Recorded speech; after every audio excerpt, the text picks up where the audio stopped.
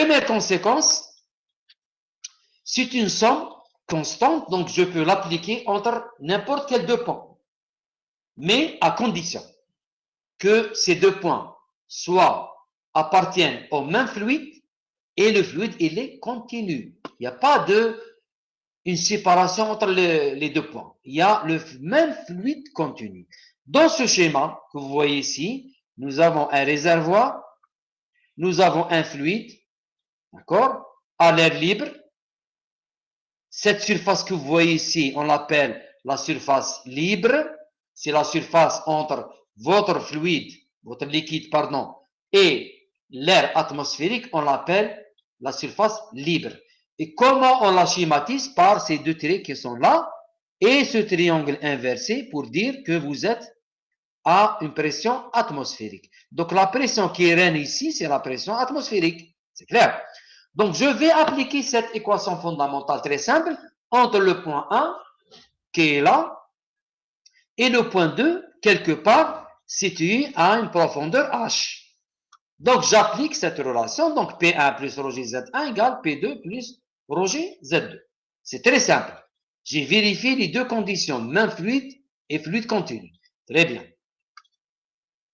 Comme deuxième conséquence maintenant importante, c'est que les surfaces de même pression sont des plans horizontaux. C'est clair. Là, par exemple, si vous prenez le point 1 ici et un autre point là que je vais appeler 3, et j'applique la relation, j'obtiens P1 plus ρg Z1 égale P3 plus ρg Z3.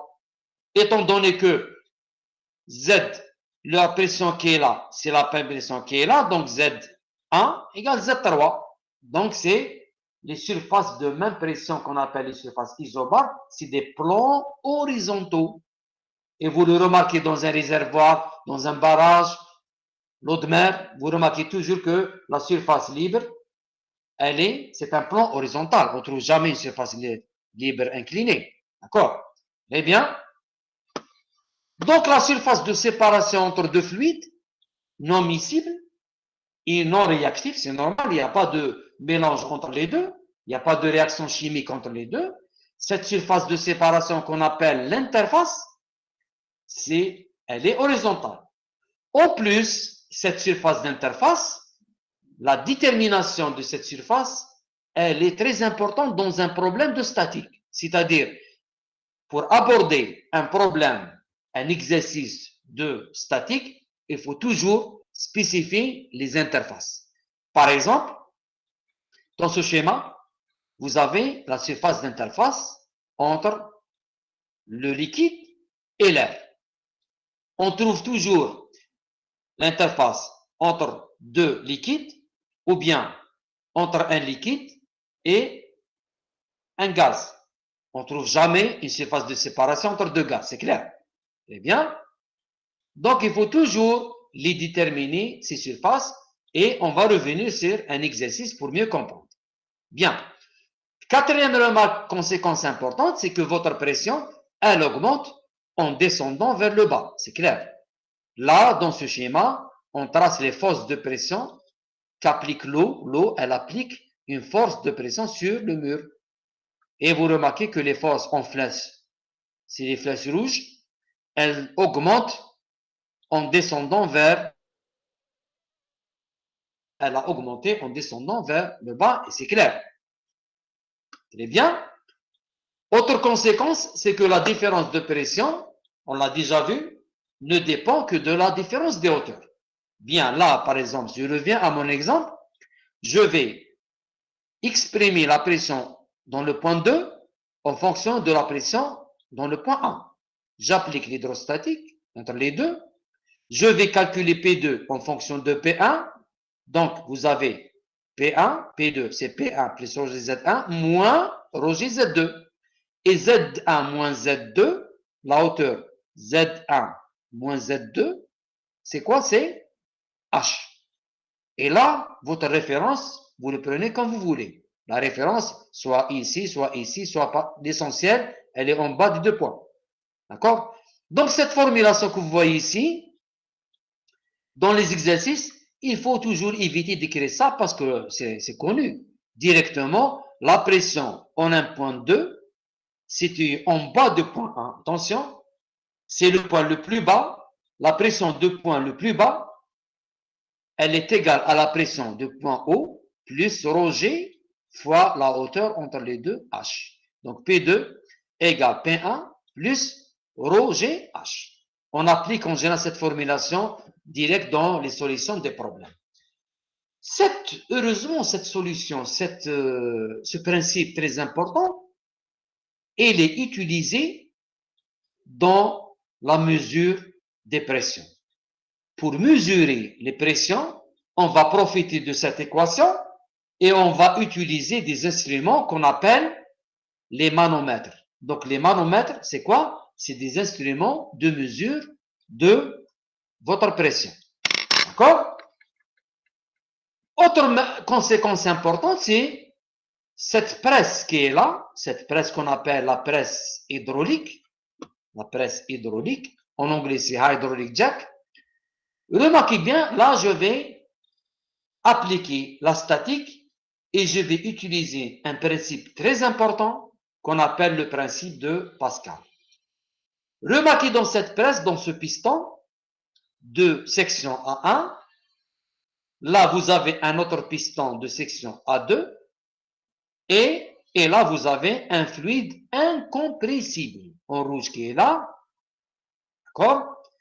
Si vous prenez ce point 1 et ce point 2, d'après la loi de l'hydrostatique, P1 égale à P2. Ces deux points dans le même fluide situé à la même hauteur. Donc P1 égale à P2.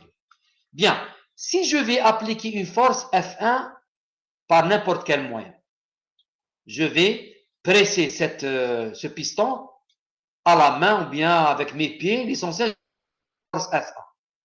D'accord? Donc la pression qui est là, c'est quoi? C'est cette force F1 divisée par la section A1. En même temps, cette force, elle est égale à P2. Et P2, c'est quoi? C'est la force qui est là, F2, divisée par A2. Donc, j'aurai F1 sur A1 égale F2 sur A2.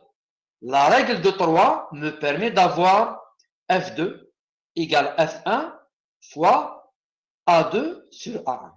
Donc, étant donné que j'ai appliqué une force F1, dépendamment du rapport A2 sur A1, je peux contrôler la force F2.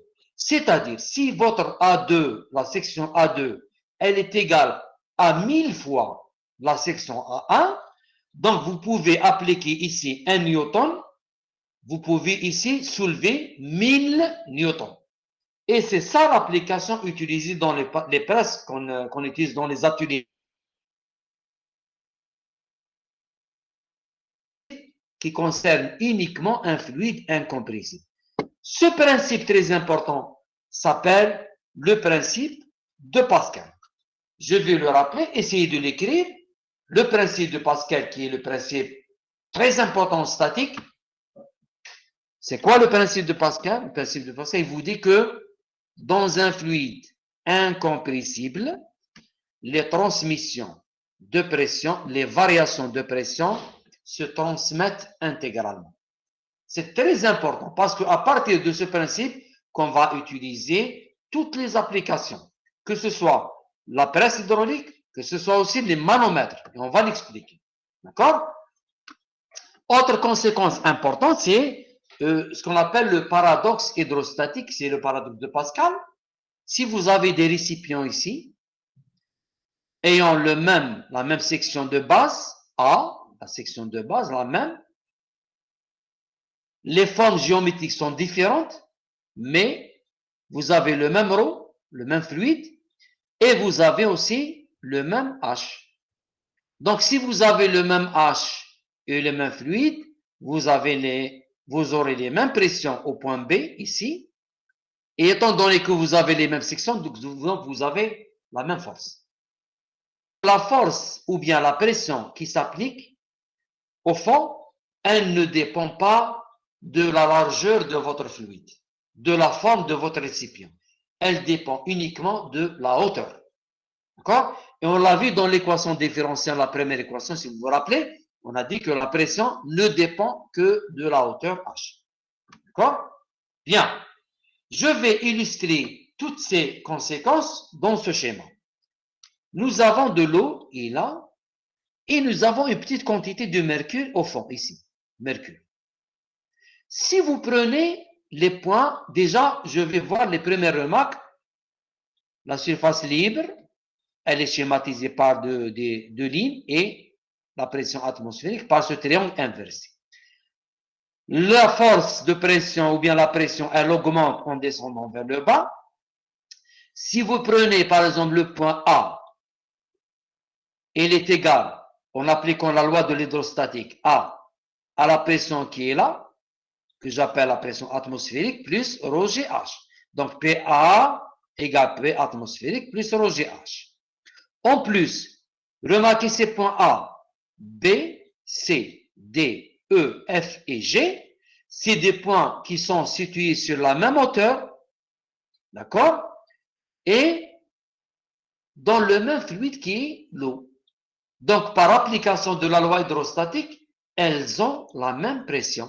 Donc, P1 égale P2, pardon, PA égale PB égale PC, et ainsi de suite. Ça ne dépend pas de la forme géométrique de votre paroi. Ça dépend de la hauteur du point. D'accord? Mais attention là, le point I et le point H sont situés sur la même hauteur, mais ils n'appartiennent pas au même fluide. Le point H, il appartient au mercure. Le point I, il appartient à l'eau. Donc, PI, elle est différente de PH. Là, c'est une illustration de toutes ces conséquences.